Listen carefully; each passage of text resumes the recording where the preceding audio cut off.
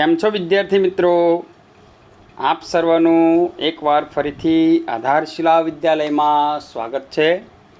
ધોરણ 11 કોમર્સ નામાના મૂળ તત્વો વિષયમાં પ્રકરણ 4 આમનોંધ, જેની હાલ આપણે ચર્ચા ચાલી રહી છે, જેમાં વિવિધ પ્રકારના વ્યવહારો માટેની આમનોંધ. ગયા વિડીયોમાં માલ મિલકતને લગતા વ્યવહારો, જેની આમનોંધ કઈ રીતે થાય તેની વાત આપણે કરી હતી.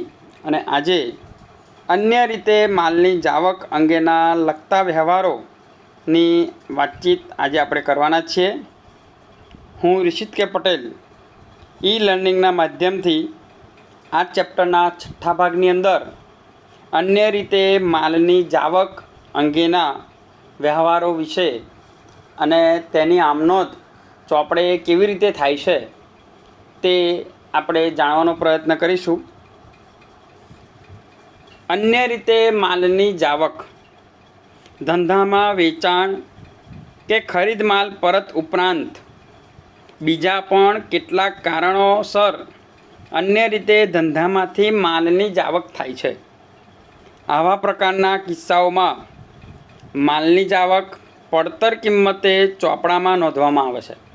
પડતર કિંમત એટલે કે આપણે જે માલસામાન ખરીદ્યો હતો અને જે કિંમતે આપણે ખરીદ્યો હતો તે કિંમત અને એની પર જે વધારાનો ખર્ચ થયો હોય અથવા તો તૈયાર માલ કરવામાં જે ખર્ચ થયો હોય તે બધા જ ખર્ચા ઉમેરી અને એ વસ્તુની જે પડતર આપણને થઈ હોય કે જેની ઉપર નફાની ગણતરી નથી થતી તે કિંમત એટલે પડતર કિંમત, તે કિંમતે ચોપડામાં નોંધવામાં આવે છે. આ પ્રકારની માલની જાવકને ધંધાની ખરીદીના ઘટાડા તરીકે દર્શાવવામાં આવે છે. તેથી ખરીદ ખાતે આ રકમ જમા કરવામાં આવે છે. ICAIના CPTના સ્ટડી મટીરિયલ્સના માર્ચ 2015ના પાના નંબર 2 થી 23ના આધારે આ સમજૂતી આપેલ છે, જેની હિસાબી નોંધ તે મુજબ કરવી પડે તે અંગે ટૂંકમાં ખ્યાલ મેળવીએ. અંગત વપરાશ માટે લીધેલ માલ. જ્યારે ધંધાનો માલિક પોતાના અંગત વપરાશ માટે ધંધામાંથી માલ લઈ જાય ત્યારે માલની પડતર કિંમત જેટલી રકમનું નામું લખવું જરૂરી બને છે. અહીં ધંધાનો માલિક અવેજ કે લાભ લેનાર છે, તેથી લેનાર ખાતે ઉધારના નિયમથી ધંધાના માલિકનું ખાતું એટલે કે ઉપાડ ખાતે ઉધાર થશે. જ્યારે ધંધામાંથી માલ જાય ત્યારે તેટલી પડતર કિંમત જેટલી રકમથી ખરીદ ખાતું જમા કરવામાં આવે છે. અહીંયા એક ઉદાહરણ જોઈએ કે 5 તારીખે ધંધાનો માલિક અંગત વપરાશ માટે માલ લઈ જાય. અહીંયા 5 નંબર પણ કહી શકાય, તારીખ પણ કહી શકાય. તો પહેલું ખાનું જે હોય છે એ તારીખનું પણ હોય કે ક્રમ નંબરનું પણ હોઈ શકે. તો અહીંયા વ્યવહારની કેવી રીતે નોંધ થાય છે તે બાબત આપણે જોઈએ કે ધંધાનો માલિક અંગત વપરાશ માટે માલ લઈ જાય ત્યારે માલિકના નામથી એને ઉધાર નથી કરવામાં આવતું, પરંતુ ઉપાડ ખાતે એને ઉધાર કરવામાં આવે છે. અને માલ સામાન જાય છે માટે એની ખરીદ ખાતે એટલે કે માલ સામાનમાંથી એ સ્ટોક ઘટે છે એટલે કે એને ખરીદ ખાતે એ નોંધ કરવામાં આવે છે, જમા અસર આપવામાં આવે છે, એટલે કે ઉપાડથી ગયેલ માલ ખાતે. તો અહીંયા આપણે આ રીતે નોંધ કરીશું: ઉપાડ ખાતે ઉધાર તે ખરીદ ખાતે જમા. નોંધ: ઉપર ક્રમાંક 5 થી 9માં એટલે કે અહીંયાથી આગળ પણ બીજા 4 વ્યવહારો છે, જેમાં કૌંસમાં દર્શાવેલ વિગત પ્રમાણે પણ આમનોંધ લખવાની પ્રથા છે. એટલે કે ખરીદ ખાતે ન નોંધતા ઉપાડથી ગયેલ માલ ખાતે જમા પણ કરી શકાય છે. પણ પ્રવર્તમાન સમયમાં આ રકમ ખરીદ ખાતે જમા કરવામાં આવે છે.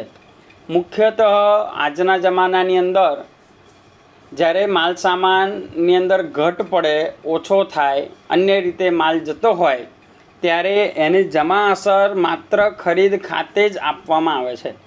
એ બાબત આપણે ખાસ ધ્યાન રાખીશું અને એ જ પ્રમાણે આપણે આગળ ઉદાહરણો જોતા જઈશું અને એની અંદર પણ જમા અસર ખરીદ ખાતે જ આપવાની છે. એવી રીતે જાહેરાતમાં નમૂના તરીકે વહેંચેલ માલ.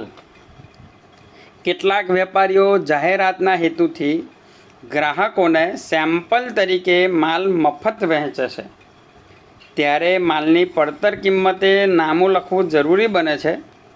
જાહેરાત એ ધંધાનો ખર્ચ ગણાય છે. તેથી ખર્ચ ખાતે ઉધારના નિયમથી જાહેરાત ખર્ચ ખાતું ઉધાર કરવામાં આવે છે. ધંધામાંથી માલ જાય છે તેથી તેટલી પડતર કિંમત જેટલી રકમથી ખરીદ ખાતું જમા કરવામાં આવે છે. અહીંયા જાહેરાતમાં નમૂના તરીકે વહેંચેલ માલ અંગે આમ નોંધ: જાહેરાત ખર્ચ ખાતે ઉધાર, તે ખરીદ ખાતે જમા. એને બીજી રીતે એટલે કે જાહેરાતથી ગયેલ માલ ખાતે પણ જમા કરી શકાય. એવી જ રીતે ધર્માદામાં આપેલ માલ. વેપારીઓ ધાર્મિક સંસ્થા કે ચેરિટેબલ ટ્રસ્ટ જેવી સંસ્થાઓને ધંધામાંથી ધર્માદા માટે માલ આપતા હોય છે. તેથી ખર્ચ ખાતે ઉધારના નિયમથી ધર્માદા ખર્ચ ખાતું ઉધાર થશે અને તેટલી પડતર કિંમત જેટલી રકમથી ખરીદ ખાતું જમા કરવામાં આવે છે. એટલે કે માલ ધર્માદામાં આપવામાં આવે ત્યારે, ધર્માદામાં આપવો એટલે કે દાનમાં આપી દેવું. તો અહીંયા આગળ ધર્માદો એક પ્રકારનો ખર્ચ છે. માટે ખર્ચના નિયમ પ્રમાણે ખર્ચ હંમેશા ઉધાર થાય. એટલે કે ધર્માદા ખર્ચ ખાતે ઉધાર, તે ખરીદ ખાતે જમા. અહીંયા બીજી રીતે એટલે કે ધર્માદાથી ગયેલ માલ ખાતે જમા, એ રીતે પણ નોંધ કરી શકાય. એ જ રીતે આગથી બળી ગયેલ માલ. આકસ્મિક સંજોગોમાં વેપારીની દુકાન કે ગોડાઉનમાં આગ લાગે અને માલ બળી જાય તો તે ધંધાનું નુકસાન ગણાય છે. તેથી નુકસાન ખર્ચ ખાતે ઉધારના નિયમથી આગથી થયેલ નુકસાન ખાતું ઉધારવામાં આવે છે. આગના પરિણામે ધંધામાંથી માલ જાય છે તેથી તેટલી પડતર કિંમત જેટલી રકમથી ખરીદ ખાતું જમા કરવામાં આવે છે. જો ધંધાના માલનો વીમો ઉતરાવેલ ન હોય તો આગથી થયેલ સંપૂર્ણ નુકસાન ધંધાનો માલિક ભોગવે છે. જો બળી ગયેલ માલનો સંપૂર્ણ વીમો ઉતરાવેલ હોય તો નુકસાનની જવાબદારી વીમા કંપનીની રહે છે. નુકસાનની મંજૂર કરેલ દાવાની પતાવટ રકમથી વીમા કંપની આપણી દેવાદાર એટલે કે લેણું બનશે. તેથી વીમા કંપની ખાતે ઉધારાય અને ખરીદ ખાતું જમા થાય છે. જો માલનો અંશતઃ વીમો ઉતારેલ હોય એટલે કે અડધી રકમનો કે કુલ રકમ કરતાં ઓછી રકમનો વીમો ઉતારેલ હોય તો વીમા કંપની વીમા પોલિસીના પ્રમાણમાં અંશતઃ જવાબદારી સ્વીકારે છે. બાકીના નુકસાનની રકમ ધંધાનું નુકસાન ગણી આગથી થયેલ નુકસાન ખાતું ઉધારાય છે અને ખરીદ ખાતું પડતર કિંમતથી જમા કરવામાં આવે છે. આ જ રીતે અકસ્માતથી નાશ પામેલ માલ, વરસાદથી પલળી ગયેલ માલ, સ્ટીમર ડૂબી જવાથી ગયેલ માલ વગેરે નાશ પામેલ માલ ગણાય છે, જે પડતર કિંમતે ખરીદ ખાતે જમા કરવામાં આવે છે. તો અહીં આગળ આગથી માલ બળી જાય ત્યારે એ ધંધાનું નુકસાન ગણાય અને નુકસાન હંમેશા ઉધાર કરવામાં આવે. એટલે કે આગથી થયેલ નુકસાન ખાતે ઉધાર તે ખરીદ ખાતે જમા, અથવા આગથી બળી ગયેલ માલ ખાતે જમા, એ રીતે અસર આપીશું. એવી જ રીતે આગળના મુદ્દો, જેમાં નમૂના તરીકે મફત મળેલ માલ. ઉત્પાદક કે જથ્થાબંધ વેપારી પોતાના માલની જાહેરાત માટે છૂટક વેપારીઓને ક્યારેક નમૂના તરીકે મફત માલ આપે છે. જે માલ વેપારીએ ગ્રાહકોને મફત વહેંચી દેવાનો હોય છે. અહીં માલના બદલામાં કોઈ નાણાકીય લેવડ થતી ન હોય, તેથી બિન આર્થિક વ્યવહાર ગણાય. તેની હિસાબી ચોપડે નોંધ થતી નથી, પરંતુ આ જ નમૂના તરીકે મફત મળેલ માલ વેચીને નાણાં મેળવવામાં આવે ત્યારે જે રોકડ રકમ મળે છે તે રકમથી રોકડ ખાતું ઉધાર થાય છે અને ધંધામાંથી માલ જાય છે, તેથી વેચાણ ખાતું જમા કરવામાં આવે છે.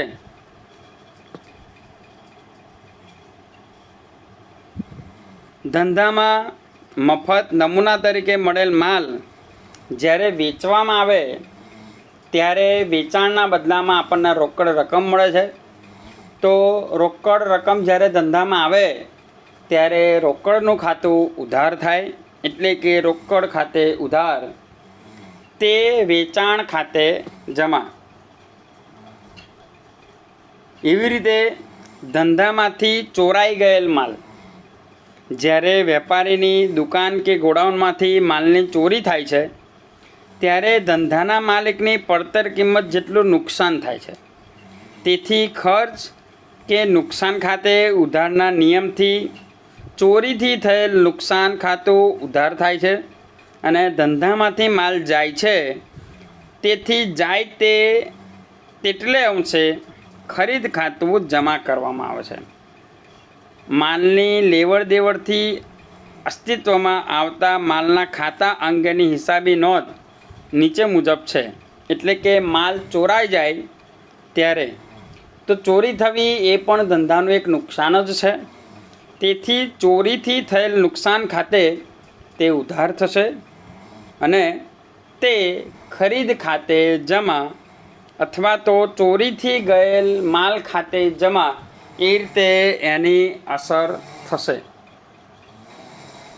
અહીંયા ફરીથી એક બાબત ધ્યાનમાં રાખી લઈએ કે આપણે દરેક મુદ્દાની અંદર મુદ્દા નંબર 5 થી 9માં ખરીદ ખાતાની નીચે કૌંસમાં જે પ્રમાણે વિગત દર્શાવેલ તે પ્રમાણે પણ આમનોંધ લખવાની પ્રથા છે, પણ પ્રવર્તમાન સમયમાં આ રકમ ખરીદ ખાતે જમા કરવામાં આવે છે. એ બાબત આપણે ખાસ ધ્યાનમાં રાખીશું. આવો ઉદાહરણ 5ની અંદર આવા જ વ્યવહારો, એ વ્યવહારોની આમનોંધ ચોપડે કેવી રીતે કરવામાં આવે છે તે જોઈએ. તો પહેલાં બધા જ વ્યવહારો સરસ રીતે વાંચન કરી જઈએ. 1 મે 2014 ધંધામાંથી ₹1000નો માલ અંગત વપરાશ માટે લઈ ગયા. ધંધાનો માલિક ₹1000નો માલ અંગત વપરાશ માટે લઈ જાય છે. 3 મે 2014 ₹700નો માલ આગથી બળી ગયો, જેનો વીમો ઉતરાવેલ ન હતો. 5 મે 2014 ધંધામાંથી ₹500નો માલ ચોરાઈ ગયો. 8 મે 2014 પોલીસ તપાસ થતાં ₹100નો ચોરાયેલ માલ પરત મળ્યો. 12 મે 2014 ₹2500નો માલ આગથી બળી ગયો. વીમા કંપનીએ તેનો દાવો મંજૂર રાખ્યો. 15 મે 2014 ₹4000નો માલ જહાજ ડૂબી જવાથી દરિયામાં તણાઈ ગયો, જેનો વીમા કંપનીએ 50% રકમનો દાવો મંજૂર કર્યો. 16 મે 2014 ₹500નો માલ ધર્માદા તરીકે મફત વહેંચ્યો. 20 મે 2014 ₹200નો માલ જાહેરાતના ઉદ્દેશથી ગ્રાહકોમાં નમૂના તરીકે મફત વહેંચ્યો. 22 મે 2014 ઉત્પાદક પાસેથી ₹400નો માલ મફત નમૂના તરીકે મળ્યો. 25 મે 2014 તારીખ 22ના રોજ મળેલ માલ વેચતા 300 મળ્યા. 28 મે 2014 ₹1500નો માલ આગથી બળી ગયો. વીમા કંપનીએ ₹900નો દાવો મંજૂર કર્યો. આ માલ ભંગાર તરીકે વેચતા ₹200 ઉપજ્યા. 30 મે 2014 ₹600નો માલ વરસાદથી પલળી જવાથી બગડી ગયો, જે ₹200માં વેચ્યો. તો અહીં આગળ જેટલા વ્યવહારો છે એ દરેક વ્યવહારોની અંદર અન્ય રીતે ગયેલ માલ, એટલે કે અહીંયા આગળ માલનું વેચાણ કરવામાં આવ્યું નથી, પણ માલ અન્ય રીતે ગયો છે, ધંધામાંથી માલ ઓછો થયો છે, તો તેના વ્યવહારોની આમનોંધ કેવી રીતે થશે તે જોઈએ. જેમાં ધંધાનો માલિક મુરલીધર અને તેના ખાતે આપણે આમનોંધ લખવાની છે. એટલે કે મુરલીધરની આમનોંધ, જેમાં 1લી તારીખ 2014 તે ધંધાનો માલિક ₹1000નો માલ અંગત વપરાશ માટે લઈ ગયેલ હતો, તેથી ઉપાડ ખાતે ઉધાર થશે, તે ખરીદ ખાતે જમા. ઉધારના ખાનામાં ₹1000 અને જમાના ખાનામાં ₹1000, અને બાબત જે ₹1000નો માલ અંગત વપરાશ માટે લઈ ગયા તેના. એ જ રીતે 3 મે 2014 ₹700નો માલ આગથી બળી ગયો, જેનો વીમો ઉતરાવેલ ન હતો. એટલે કે જ્યારે માલ સામાનને નુકસાન થાય, આગ લાગે અને નુકસાન થયું હોય પણ એ માલ સામાનનો વીમો ઉતરાવેલ ન હોય, તો તેવા સંજોગોમાં તે સંપૂર્ણ નુકસાનની જવાબદારી ધંધાના માલિકની પોતાની બની જાય છે. તેવા સંજોગોમાં સંપૂર્ણ નુકસાનની રકમ એ નુકસાની ખાતે ઉધાર કરવામાં આવશે. એટલે કે આગથી થયેલ નુકસાન ખાતે ઉધારના ખાનામાં ₹700, તે ખરીદ ખાતે જમા. એટલે કે માલ ઓછો થાય છે, બળી ગયો છે, તો જો જમા થાય તે અસર ખરીદ ખાતે લેવામાં આવે છે. જમાના ખાનામાં ₹700, બાબત જે ₹700નો માલ આગથી નાશ પામ્યો તેના. એવી રીતે 5 મે 2014નો વ્યવહાર, ધંધામાંથી ₹500નો માલ ચોરાઈ ગયો. તો ચોરી થઈ છે, તો ચોરી પણ એક નુકસાન જ છે, તો નુકસાનનો ખાતું ઉધાર થાય તે રીતે ચોરીથી થયેલ નુકસાન ખાતે ઉધારના ખાનામાં ₹500, તે ખરીદ ખાતે જમાના ખાનામાં ₹500, બાબત જે ₹500નો માલ ચોરાઈ ગયો તેના. 8 મે 2014 પોલીસ તપાસ થતાં ₹100નો ચોરાઈ ગયેલ માલ પરત મળ્યો. એટલે કે પોલીસ કમ્પ્લેન કરી અને પોલીસે તપાસ કરી તો ₹100નો માલ પાછો મળ્યો. તો એ ધંધામાં ફરી પાછી આવક થાય. તો જ્યારે એ વસ્તુ પાછી મળી છે, તો જેવી રીતે જ્યારે નુકસાન થયું ખરીદ ખાતું જમા કરવામાં આવ્યું હતું અને અહીંયા આગળ એ જ ચોરી થયેલો માલ પાછો મળ્યો છે, ત્યારે એ ખરીદ ખાતું ઉધાર થશે. એટલે કે ખરીદ ખાતે ઉધારના ખાનામાં ₹100. એ માલ કયો પાછો મળ્યો છે?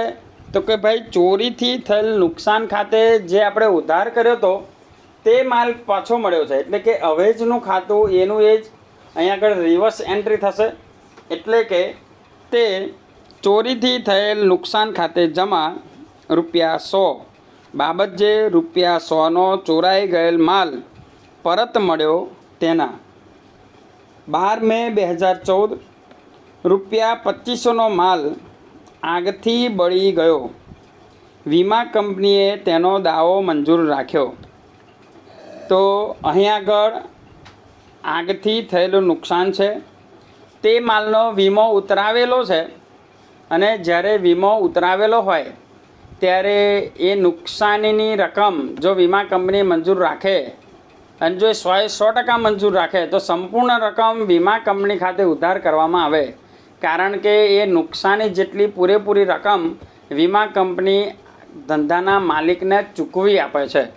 માટે જ્યારે સંપૂર્ણ દાવો મંજૂર રાખવામાં આવ્યો હોય ત્યારે સંપૂર્ણ રકમ વીમા કંપની ખાતે ઉધાર થાય. તો અહીંયા વીમા કંપની ખાતે ઉધાર તે ખરીદ ખાતે જમા. તો અહીંયા આગળ ઉધારના ખાનામાં 2500 રૂપિયા પૂરેપૂરી રકમ વીમા કંપની ખાતે ઉધાર કરી છે, અને તે ખરીદ ખાતે 2500 રૂપિયા જમા કર્યા છે. બાબત જે રૂપિયા 2500નો માલ વીમા કંપનીએ દાવો મંજૂર કર્યો તેના. એ જ રીતે 15 મે 2014 રૂપિયા 4000નો માલ જહાજ ડૂબી જવાથી દરિયામાં તણાઈ ગયો, જેનો વીમા કંપનીએ 50% રકમ દાવો મંજૂર કર્યો. તો અહીંયા જુઓ કે માલ સામાન દરિયાની અંદર ડૂબી ગયો છે, એટલે એ પણ ધંધાનું નુકસાન છે. તો એમાંથી વીમા કંપનીએ 50% રકમની જવાબદારી લીધી છે, એનો દાવો મંજૂર રાખ્યો છે. તો 50% રકમ એ વીમા કંપની ચૂકવી આપશે, પણ જ્યારે બીજું 50% નુકસાન એ ધંધાના માલિકે પોતે ભોગવવું પડશે. એટલે કે જેટલી રકમ વીમા કંપની ચૂકવી આપવાની છે તેટલી રકમ વીમા કંપની ખાતે ઉધાર થશે, અને જેટલું નુકસાન કંપનીએ ભોગવવાનું છે, ધંધાના માલિકે ભોગવવાનું છે, તેટલી રકમ એ માલ ડૂબવાથી થયેલ નુકસાન ખાતે ઉધાર થશે. તો અહીંયા આગળ વીમા કંપની ખાતે ઉધાર 4000ના 50% રકમ એટલે કે 2000, અને માલ ડૂબવાથી થયેલ નુકસાન ખાતે ઉધાર 50% નુકસાન માલિકે ભોગવવાનું છે, તો એના 4000ના 50% એટલે 2000. આમ કુલ રકમ તે ખરીદ ખાતે જમા કરવામાં આવશે. કુલ રકમ જમાના ખાનામાં 4000 રૂપિયા. તો આ સંયુક્ત આમનોંધ અહીંયા આગળ કરવામાં આવી છે. વીમા કંપની ખાતે ઉધાર રૂપિયા 2000 ઉધારના ખાનામાં, માલ ડૂબવાથી થયેલ નુકસાન ખાતે ઉધારના ખાનામાં 2000 રૂપિયા. તે કુલ રકમ તે ખરીદ ખાતે જમાના ખાનામાં રૂપિયા 4000. બાબત જે રૂપિયા 4000ની મૂળ કિંમતનો માલ ડૂબી ગયો, વીમા કંપની પાસે રૂપિયા 2000નો દાવો મંજૂર થયો તેના. 16 મે 2014 રૂપિયા 500નો માલ ધર્માદા તરીકે મફત વહેંચ્યો. તો અહીં આગળ ધર્માદામાં એટલે કે દાન સ્વરૂપે માલ આપવામાં આવે છે, તો એ પણ ધંધાનો એક ખર્ચ ગણાય. તો ધર્માદા ખર્ચ ખાતે ઉધાર તે ખરીદ ખાતે જમા, એની એ રીતે આમનોંધ થશે. એટલે કે ધર્માદા ખર્ચ ખાતે ઉધારના ખાનામાં રૂપિયા 500, તે ખરીદ ખાતે જમાના ખાનામાં રૂપિયા 500. બાબત જે રૂપિયા 500 ધર્માદામાં માલ આપ્યો તેના. 20 મે 2014 રૂપિયા 200નો માલ જાહેરાતના ઉદ્દેશથી ગ્રાહકોમાં નમૂના તરીકે મફત વહેંચ્યો. તો અહીં આગળ માલ જ્યારે મફતમાં વહેંચણી કરવામાં આવતી હોય ત્યારે ધંધામાંથી માલ ઘટે છે, એટલે કે તેની અસર ચોપડે થશે, કેમ કે એ ધંધાનો એક પ્રકારનો જાહેરાતનો ખર્ચ છે. માટે જાહેરાત ખર્ચ ખાતે ઉધાર રૂપિયા 200, તે ખરીદ ખાતે જમાના ખાનામાં રૂપિયા 200. બાબત જે રૂપિયા 200 જાહેરાત માટે મફત માલ વહેંચ્યો તેના. 22 મે 2014 ઉત્પાદક પાસેથી રૂપિયા 400નો માલ મફત નમૂના તરીકે મળ્યો. ઉપરના વ્યવહારની અંદર નમૂના તરીકે માલ આપવામાં આવ્યો હતો, જ્યારે અહીંયા નમૂના તરીકે માલ મળ્યો છે ત્યારે એ માલના બદલાની અંદર કોઈપણ પ્રકારની રોકડ ચૂકવણી થતી નથી. તો તો એવા સંજોગોની અંદર એ વ્યવહાર એ બિન આર્થિક વ્યવહાર ગણવામાં આવે છે, માટે તેની ચોપડે નોંધ થશે નહીં. તો અહીંયા આગળ તારીખ નોંધી અને સામે લખવામાં આવ્યું છે બિન આર્થિક વ્યવહાર છે.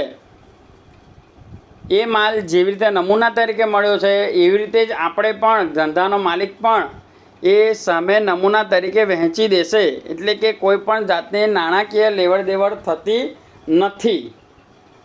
પણ જો નમૂના તરીકે મળેલો માલ વેચવામાં આવે, વેચવામાં નહીં, વેચવામાં આવે અને નાણાંની ઉપજ થાય તો ત્યારે તેની નોંધ થાય છે.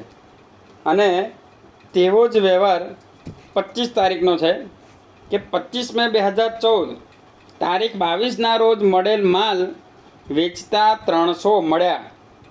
તો જે નમૂના તરીકે માલ મળ્યો તો એ ગમે એટલી કિંમતનો હોય, પણ જ્યારે વેચવામાં આવે અને જેટલી રકમ મળે તો એટલી રકમ ધંધામાં આવે છે. એટલે કે રોકડ ખાતે ઉધાર ₹300 ઉધારના ખાનામાં નોંધાશે. તે વેચાણ ખાતે જમા, એટલે કે વેચાણથી આવક થઈ છે તે વેચાણ ખાતે જમાના ખાનામાં ₹300ની નોંધ થશે. બાબત જે ₹300નો માલ જાહેરાત માટે મળેલ તે માલ વેચ્યો તેના. એવી રીતે 28 મે 2014 ₹1500નો માલ આગથી બળી ગયો. વીમા કંપનીએ ₹900નો દાવો મંજૂર કર્યો. આ માલ ભંગાર તરીકે વેચતા ₹200 ઉપજ્યા. જો અહીંયા આગળ એક જ વ્યવહારની અંદર 3 પ્રકારની બાબતો જોડાયેલી છે.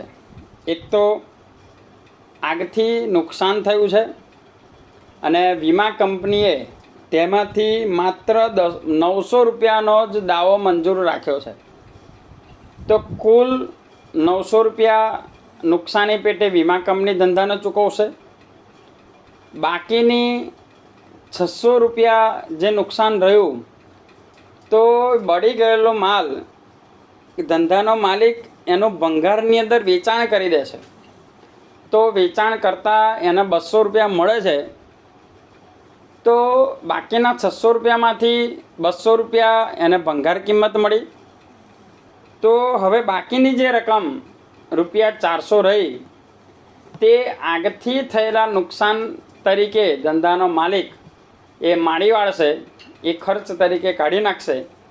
તો તેની સંયુક્ત આમ નોંધ આ રીતે થશે કે વીમા કંપની ખાતે ઉધાર ₹900, રોકડ ખાતે ઉધાર ₹200, આગથી થયેલ નુકસાન ખાતે ઉધાર ₹400. આમ કુલ રકમ તે ખરીદ ખાતે જમા, એ જમાના ખાનાની અંદર ₹1500ની નોંધ થશે. બાબત જે ₹1500નો માલ આગથી નાશ પામ્યો. વીમા કંપની પાસેથી 900 લેણા થયા. રોકડ ઉપજ ₹200 થઈ અને નુકસાનના ₹400 થયા. તો આ રીતે જ્યારે એક જ વ્યવહારની અંદર વિસ્તૃત નોંધ આવતી હોય, અલગ અલગ નોંધ આવતી હોય, ત્યારે એની સંયુક્ત આમ નોંધ આ રીતે લખી શકાય. અહીંયા કુલ ₹1500નો માલ નુકસાન પામ્યો છે. એમાંથી ₹900 વીમા કંપનીએ દાવો મંજૂર રાખ્યો છે, એટલે કે ₹900 વીમા કંપની ચૂકવશે. બાકીના નુકસાનવાળા માલમાંથી ₹200ની ઉપજ થઈ છે. તો એ ₹200 આવક ખાતે નોંધ થશે. અને બાકી જે રકમ રહી એ સંપૂર્ણ રકમ ધંધાનો માલિકને ભોગવવી પડશે. તેથી આગથી થયેલ નુકસાન ખાતે એની ઉધાર નોંધ થશે. આમ ઉધારના વ્યવહારની અંદર 3 નોંધ થશે અને એની ચોથી અસર જમા અસર ખરીદ ખાતે કુલ રકમથી આપવામાં આવશે. અને છેલ્લો 30 મે 2014નો વ્યવહાર ₹600નો માલ વરસાદથી પલળી જવાથી બગડી ગયો, જે ₹200માં વેચ્યો. તો અહીંયા પણ એ જ રીતે ₹600નો માલ વરસાદથી પલળી ગયો છે, જેને નુકસાન થયું છે, અને ધંધાનો માલિક એ નુકસાનીવાળો માલ વેચે છે. તેના 200 રૂપિયા મળે છે, તો કુલ 600 રૂપિયાના નુકસાનમાં એને 200 રૂપિયા આવક થાય છે, તો બીજા 400 રૂપિયાનું જે નુકસાન રહ્યું તે ધંધાનો માલિક પોતે ભોગવશે. તો તેની પણ આ રીતે નોંધ થશે કે એનું વેચાણ કરતાં જે રકમ મળી તે રોકડ ખાતે ઉધાર થશે, એટલે કે રોકડ ખાતે ઉધારના ખાનામાં 200 રૂપિયા, પલળી ગયેલ માલના નુકસાન ખાતે નુકસાન ખાતું ઉધાર થાય, એટલે પલળી ગયેલ માલના નુકસાન ખાતે ઉધાર ₹400. તે કુલ રકમ એટલે કે તે ખરીદ ખાતે 600 રૂપિયા જમાના ખાનામાં નોંધાશે. બાબત જે ₹600નો વરસાદથી પલળી ગયેલ માલ રૂપિયામાં 200માં વેચ્યો અને તફાવતની રકમ ₹400 નુકસાન ખાતે ઉધારી તેના. આમ આ બધા જ વ્યવહારોની આમ નોંધ લખાઈ ગયા પછી એનો કુલ સરવાળો બંને તરફ 11,900 રૂપિયા થાય છે. એ બંને તરફનો સરવાળો એક સરખો જો થાય તો આપણે લખેલી બધી જ આમ નોંધ એ સાચી છે તેવું કહેવાય. તો આ રીતે અન્ય રીતે ધંધામાંથી જ્યારે માલ સામાન જતો હોય ત્યારે તેની આમ નોંધ કરવામાં આવે છે. આ બાબત વધારે અભ્યાસ કરીશું. Thank you for watching. Thank you very much. વિડીયોને લાઈક કરો, શેર કરો, સબસ્ક્રાઈબ કરો. બસ એ જ. ફરી વખત બેંકના થતા વ્યવહારો સાથેની આમ નોંધમાં મુલાકાત થશે.